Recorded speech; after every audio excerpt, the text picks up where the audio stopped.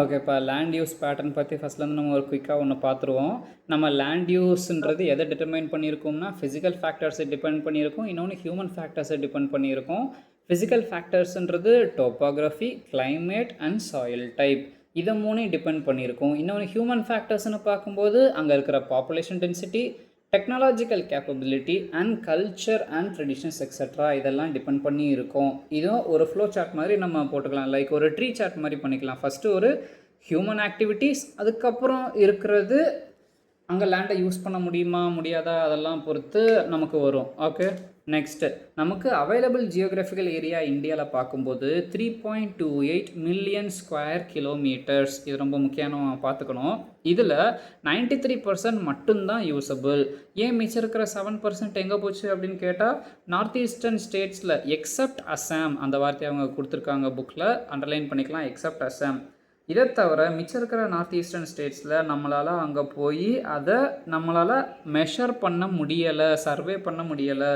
North eastern states மட்டுமா அப்படி இல்லை, ஜம்மு அண்ட் காஷ்மீரும் இருக்குது. அதில் கொஞ்சம் பார்ட்டை பாகிஸ்தான் ஆக்குப்பை பண்ணியிருக்காங்க, சைனாவும் ஆக்குப்பை பண்ணியிருக்காங்க. அதனால நம்ம அந்த நிலத்தை முழுசாக யூஸ் பண்ண முடியலை. அதுக்கு அடுத்து பார்த்தோன்னா இப்போது பர்மனண்ட் பாஸ்டர்ஸாக நம்ம அனௌன்ஸ் பண்ணியிருக்கிறது அந்த லேண்டுமே இப்போ போக போக குறைச்சிக்கிட்டே இருக்குது. இது வந்து ரீசன் என்னென்னா என்க்ரோச்மெண்ட்னாலே நம்ம வச்சுக்கலாம்.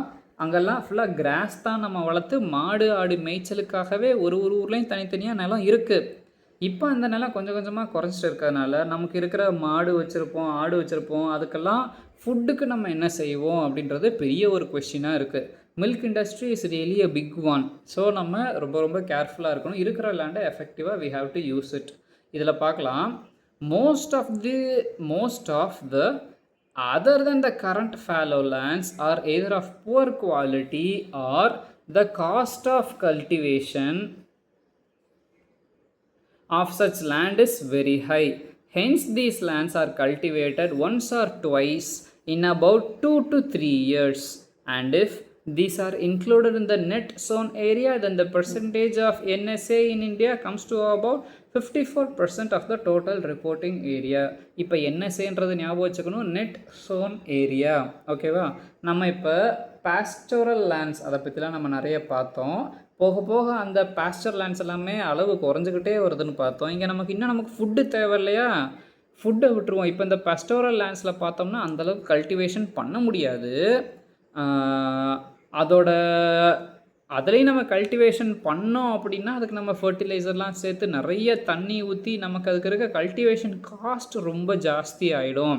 அதனால நம்ம அவைலபிளாக இருக்கிற லேண்டை என்ன பண்ணுவோம், ஒரு வருஷத்துக்கு ஒரு தடவையோ இல்லை 2 தடவையோ இல்லாட்டி 3 தடவையோ நம்ம யூஸ் பண்ணுவோம் அவைலபிளாக இருக்கிற லேண்டை. ஆனால் இந்த மாதிரி பெஸ்டோரல் லேண்டை நம்ம என்ன செய்வோம், இதை வந்து யூஸ் பண்ணிக்க முடியும் தான், அக்ரிகல்ச்சரும் பண்ண முடியும். ஆனால் அதோட குவாலிட்டி மோசமாக இருக்கிறதுனால மெயின்டெனன்ஸ் காஸ்ட் ஜாஸ்தியாகும், கல்டிவேஷன் காஸ்ட்டும் ஜாஸ்தியாகும். ஸோ இந்த மாதிரி பெஸ்டோரல் லேண்டுக்கு நம்ம என்ன செய்வோம், அக்ரிகல்ச்சருக்கு யூஸ் பண்ணுறதா இருந்தால் வருஷத்துக்கு ஒரு தடவை இல்லாட்டி 2 வருஷத்துக்கு ஒரு தடவை இல்லாட்டி ஒன்ஸ் இன் 3 இயர்ஸ் தான் நம்ம இந்த இதை யூஸ் பண்ணுவோம். ஓகேவா? அடுத்து the pattern of net sown area varies greatly from one state to another. Net sown ஏரியான்றது நம்ம என்ன பார்த்தோம், எந்த இடத்துல நம்மளால் விதை போட்டு விவசாயம் பண்ண முடியும், இதுதான் நெட் சோன் ஏரியா அப்படின்னு பார்த்தோமா. அதாவது அக்ரிகல்ச்சர் பண்ணக்கூடிய லேண்டு தான் நெட் சோன் ஏரியா. ஒரு ஸ்டேட்டுக்கும் இந்த இடம் மாறும். ஏன் அது மாறுது, ஏன் ஸ்டேட்டுக்கெல்லாம் ஒன்று மாறுது, ஏன் எதுவுமே சேம் இல்லை அப்படின்னு பார்த்தோம்னா, ஒரு டைப் ஆஃப் சாயில் அவைலபிள் இந்த லேண்ட் மாறும். சில இது ஃபுல்லி டெசர்ட் ரீஜியன், சிலது ஃபுல்லி ஃப்ளட்டட் ரீஜியன்.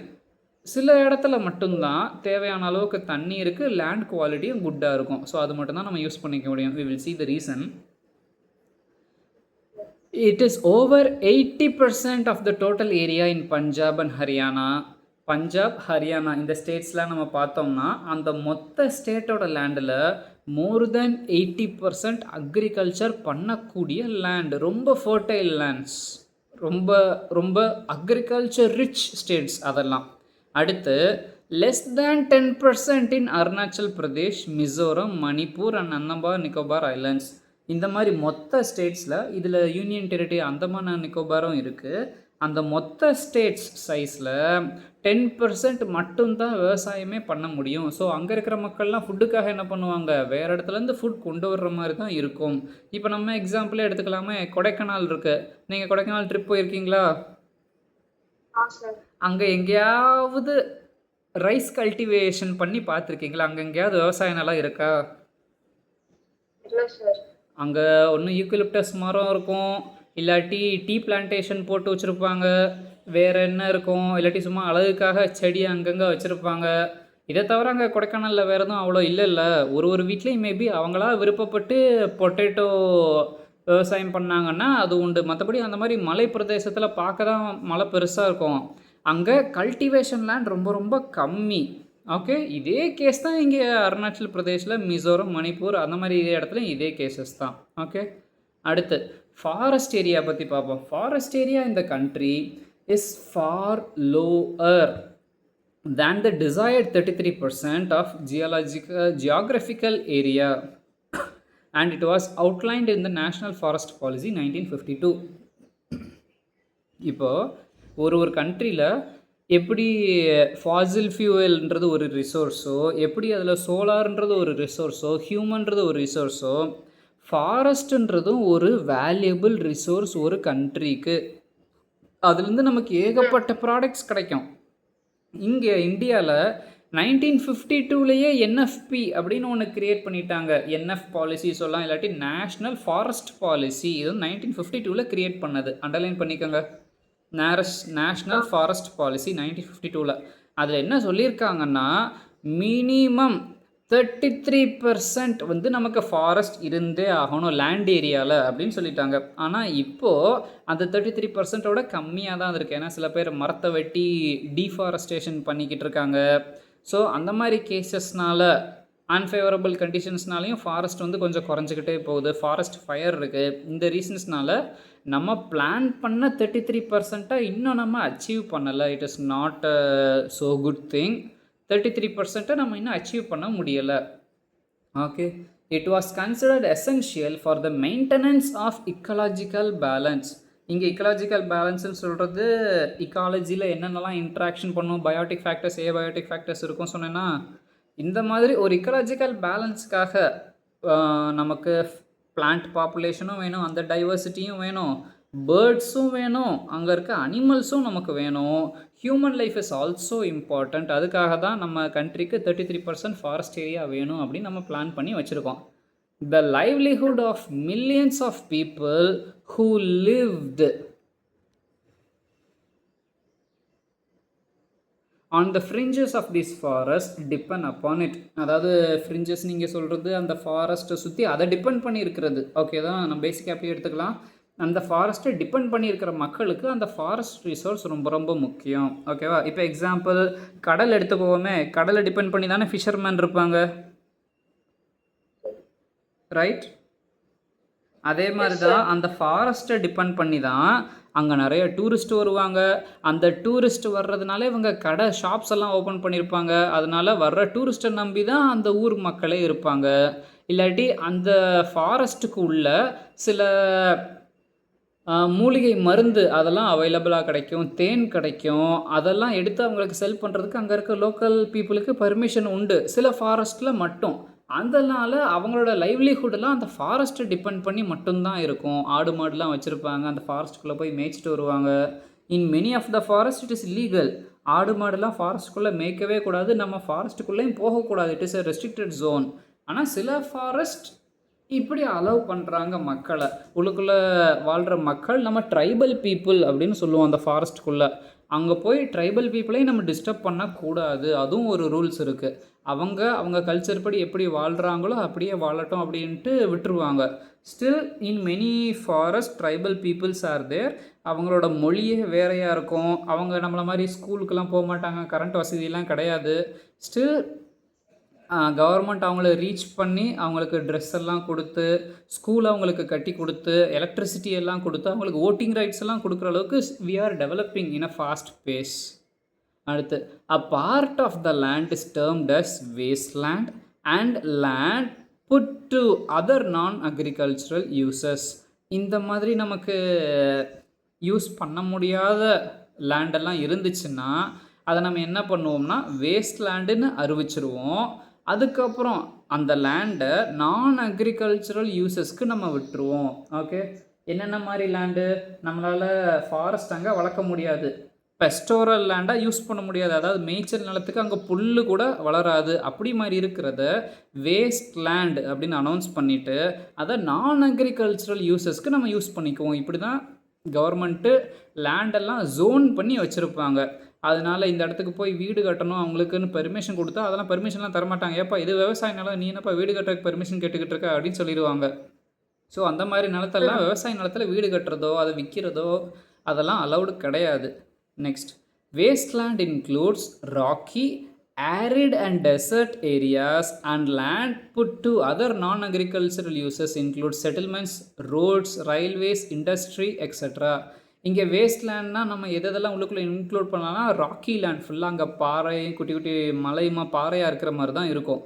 மதுரையிலேயே அந்த மாதிரி நிறைய பாறை இருக்கிற மாதிரி ரீஜன்ஸ் எல்லாம் இருக்குது. அழகர் கோயில் ரீஜன் இருக்குது. வேறு எந்த இடத்துல பாறையெல்லாம் நம்ம பார்த்துருக்கோம். It is very common. அந்த இடத்துல இதுக்கு முன்னாடி அந்த மாதிரி பாறையாக இருக்கிறதுனால அதையுமே அந்த பாறையெல்லாம் வெட்டி எடுத்து பிஸ்னஸ் பண்ண ரீஜன்ஸும் நிறைய இருக்குது. அங்கங்கே மதுரை ஃபுல்லாக நிறைய இருக்கும். இங்கே சரி, நம்ம அந்த டெசர்ட் ஏரியாஸ்ன்னு சொல்லிடலாம், அங்கே எதுவுமே விளையாது. அப்புறம் அந்த லேண்டை வேறு நான் அக்ரிகல்ச்சரல் யூசஸ்க்கு அந்த இதை கொடுத்துருவாங்க. என்ன செய்யலாம்னா செட்டில்மெண்ட்ஸுன்றது மக்கள் போய் உட்காந்து அவங்களுக்கு தேவையான வீடுலாம் கட்டி அந்த லேண்டை மக்கள் வாழ்கிறதுக்கு மாற்றிக்கிறது. அவங்க விவசாயம் பண்ண முடியாது, பட் அங்கே போய் வீடு கட்டி நம்ம வாழ்ந்துக்கலாம். அதை செட்டில்மெண்ட் அப்படின்னு சொல்லுவாங்க. இப்போது செட்டில்மெண்ட்டுன்ற வார்த்தை எங்கேருந்து வர ஆரம்பிச்சதுன்னா, நமக்கு இண்டஸ் வேலி சிவிலைசேஷன்ஸ் இருக்கு இல்லையா, அங்கே மக்கள் போய் வாழ்ந்த இடத்த செட்டில்மெண்ட் அப்படின்னு சொல்லுவாங்க. இது செட்டில்மெண்ட் ஏரியா 1. இன்னொன்று ஒரு 10 கிலோமீட்டர் தள்ளி அங்கே செட்டில்மெண்ட் 2 இருக்குது அப்படின்னு சொல்லுவாங்க. இந்தந்த பிளேஸில் மக்கள் வீடு கட்டி வாழ்ந்திருக்காங்க, இங்கே தங்கி இருந்திருக்காங்க, அதனால் அதுக்கு பேர் செட்டில்மெண்ட் அப்படின்னு பேர். அடுத்து ரோடு கன்ஸ்ட்ரக்ட் பண்ணலாம், ரயில்வே நம்ம ட்ராக்ஸ் கன்ஸ்ட்ரக்ட் பண்ணலாம், இண்டஸ்ட்ரீஸ்லாம் இந்த மாதிரி நான் யூஸபிள் லேண்டில் நம்ம வேஸ்ட் லேண்ட்ஸில் இந்த மாதிரி பர்பஸ்க்கு நம்ம யூஸ் பண்ணிக்கிட்டால் பெட்டர். ஏன்னா அக்ரிகல்ச்சரல் ஃபர்டைல் லேண்டில் நம்ம விவசாயம் பண்ணிக்கலாம். It is very good for our economy too. அடுத்து, continuous use of land over a long period of time without taking appropriate measures to conserve and manage it has resulted in land degradation. Land degradation underline பண்ணிக்கோங்கப்பா. Land degradation சிம்பிளாக சொல்கிறதுனா the quality is lost, அவ்வளோதான்.